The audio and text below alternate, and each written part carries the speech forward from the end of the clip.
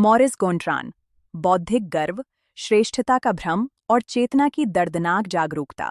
Morris गोंट्रान की आत्मकथा, जो आसमान और नर्क के दूसरे भाग में प्रस्तुत की गई है, बौद्धिक गर्व, बुद्धिमत्ता के भेष में छिपे गर्व और आत्म परिवर्तन की अस्वीकृति के प्रभावों पर एक तीव्र विचार प्रस्तुत करती है। उनका वर्णन दर्शाता है कि आध्यात्मिक दुख तब उत्पन्न हो सकता है जब चेतना मृत्यु के बाद अपने द्वारा बनाई गई छवि और वास्तव में जी गई नैतिकता के बीच की दूरी को महसूस करती है। मॉरिस गोंट्रान स्पष्टता, संरक्षित स्मृति और अपनी पहचान की पूर्ण जागरूकता के साथ प्रकट होते हैं। हालांकि उनकी आध्यात्मिक स्थिति विघटन और बेचैनी से चिह्नित है।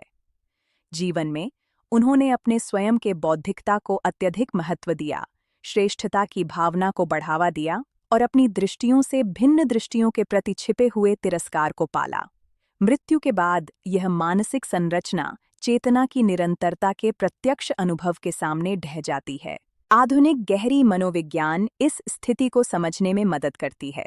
जब अहंकार लगभग पूरी तरह से बुद्धि पर निर्भर होता है ताकि व्यक्तिगत मूल्य को बनाए रखा जा सके, तो इस आधार का सामना करने वाला कोई भी प्रमाण आंतरिक संकट उत्पन्न करता है। बौद्धिक गर्व मानसिक रक्षा के रूप में कार्य करता है। जब यह रक्षा गिरती है तो चेतना खालीपन, असमर्थता और पछतावे की भावनाओं के संपर्क में आती है।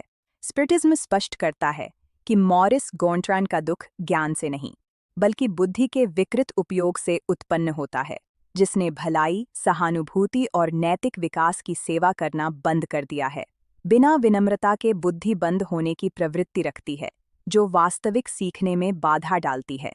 आध्यात्मिक स्तर पर यह मानसिक कठोरता दुख में परिवर्तित होती है, जबकि चेतना परिवर्तन का विरोध करती है।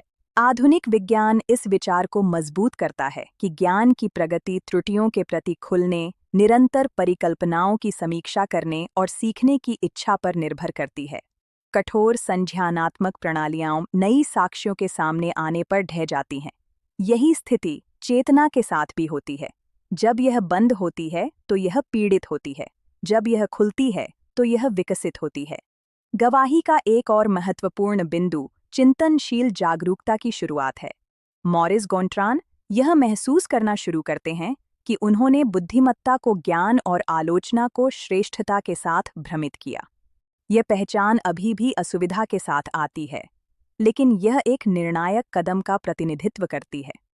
चेतना उस भ्रांति से मुक्त होना शुरू करती है जो उसे कैद कर रही थी।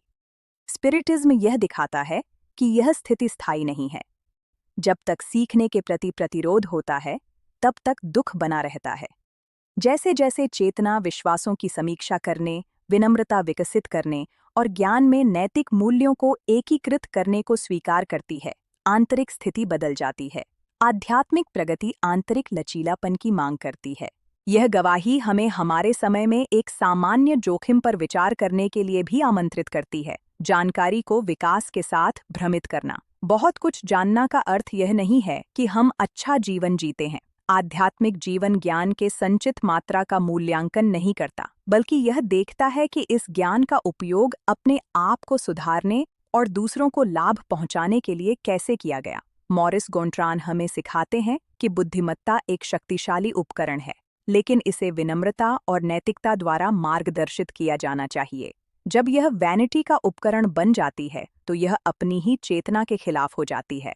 जब यह भलाई के साथ मिलती है तो यह मुक्ति का मार्ग बन जाती है। इस कथा पर विचार करना आंतरिक सतर्कता का एक निमंत्रण है। यह पूछना कि क्या जो हम जानते हैं वह हमें अधिक समझदार, अधिक जिम्मेदार और अधिक मानव बनाता है, आध्यात्मिक परिपक्वता का एक आवश्यक अभ्यास है। सच्ची बुद्धिमत्ता तब शुरू होती है जब बुद्धिमत्ता चेतना की सेवा करना सीखती है। अगर यह गवाही आपको बौद्धिक अभिमान, विनम्रता और ज्ञान के विवेकपूर्ण उपयोग पर विचार करने में मदद करती है, तो लाइक करें, साझा करें और अपनी टिप्पणी छोड़ें। आपकी भागीदारी इस संदेश को और अधिक लोगों तक पहुंचाने में मदद करती है।